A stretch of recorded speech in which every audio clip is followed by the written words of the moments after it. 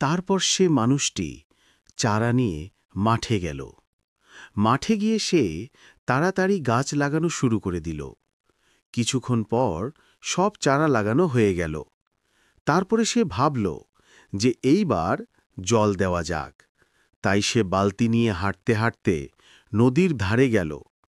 নদীর ধারে গিয়ে সে দেখতে পেল যে একটা কুমির, যে মানুষের মতো গরম জামা পরে দাঁড়িয়ে আছে।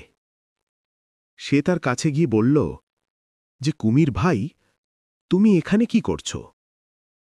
কুমির বলল, জল কি ঠান্ডা, তাই গরম জামা পরে দাঁড়িয়ে আছি। তুমিও কি মানুষের মতো?